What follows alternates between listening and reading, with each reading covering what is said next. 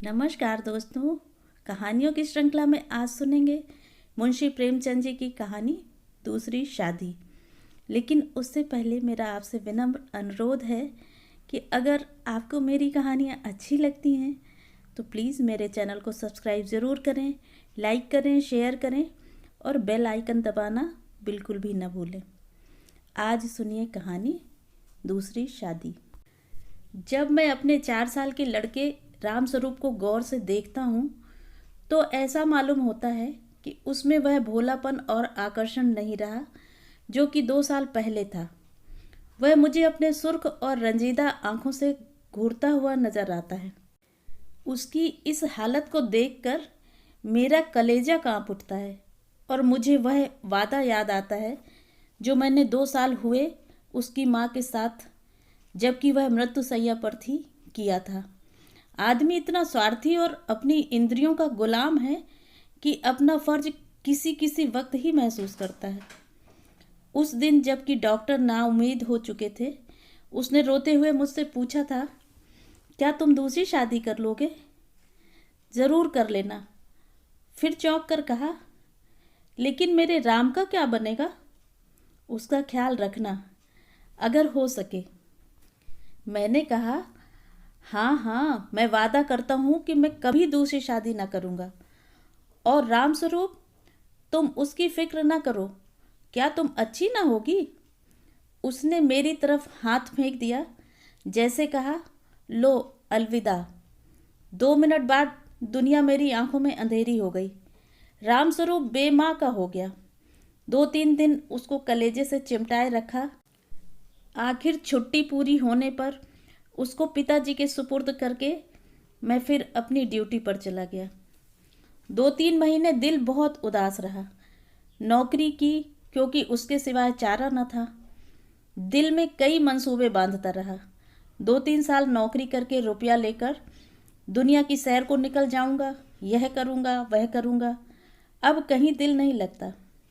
घर से बराबर खत आ रहे थे कि फला फला जगह से नाते आ रहे हैं। आदमी बहुत अच्छे हैं, लड़की अकल की तेज और खूबसूरत है। फिर ऐसी जगह नहीं मिलेगी। आखिर करना है ही, कर लो। हर बात में मेरी राय पूछी जाती थी, लेकिन मैं बराबर इनकार किए जाता था। मैं हैरान था कि इंसान किस तरह दूसरी शादी पर आमादा हो सकता है, जबकि उसकी सुंदर और पति प्राणा स्त्री को, जो कि उसके लिए स्वर्ग की एक भेंट थी, भगवान ने एक बार छीन लिया। वक्त बीतता गया। फिर यार दोस्तों के तकाजे शुरू हो गए। कहने लगे, जाने भी दो, औरत पैर की जूती है, जब एक फट गई दूसरी बदल ली। स्त्री का कितना भयानक अपमान है ये। यह कहकर मैं उनका मुंह बंद कर दिया करता था। जब हमारी सोसाइटी, जिसका इतना बड़ा नाम है, हिंदू विधवा को दोबारा शादी कर लेने की इजाज़त नहीं देती, तो मुझको शोभा नहीं देता कि मैं दोबारा एक कुंवारी से शादी कर लूं। जब तक यह कलंक हमारी कौम से दूर नहीं हो जाता, मैं हरगिज, कुंवारी तो दूर की बात है, किसी विधवा से भी ब्याह न करूंगा। ख्याल आया, चलो नौकरी छोड़कर इसी बात का प्रचार करें। लेकिन मंच पर अपने दिल के ख्यालात जबान पर कैसे लाऊंगा? भावनाओं को व्यवहारिक रूप देने में, चरित्र मजबूत बनाने में और जो कहना उसे करके दिखाने में हम में कितनी कमी है, यह मुझे उस वक्त मालूम हुआ जबकि 6 माह बाद मैंने एक कुंवारी लड़की से शादी कर ली। घर के लोग खुश हो रहे थे कि चलो किसी तरह माना। उधर उस दिन मेरी बिरादरी के 2-3 पढ़े लिखे रिश्तेदारों ने डांट बताई। तुम जो कहा करते थे मैं बेवा से ही शादी करूंगा, लंबा चौड़ा व्याख्यान दिया करते थे, अब वह तमाम बातें किधर गईं? तुमने तो एक उदाहरण भी न रखा जिस पर हम चल सकते। मुझ पर जैसे घड़ों पानी फिर गया।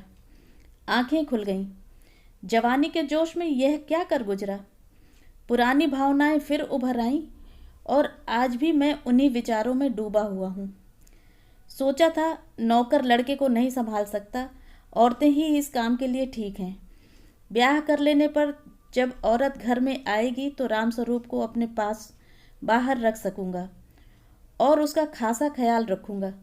लेकिन वह सब कुछ गलत अक्षर की तरह मिट गया।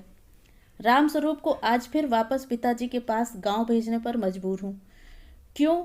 यह किसी से छिपा नहीं।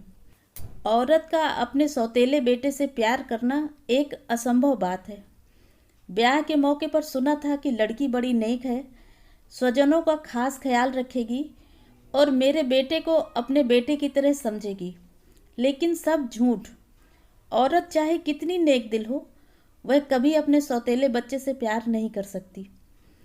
और यह हार्दिक दुख वह वादा तोड़ने की सज़ा है जो कि मैंने एक नेक बीबी से उसके आखिरी वक्त में किया था। तो ये थी कहानी।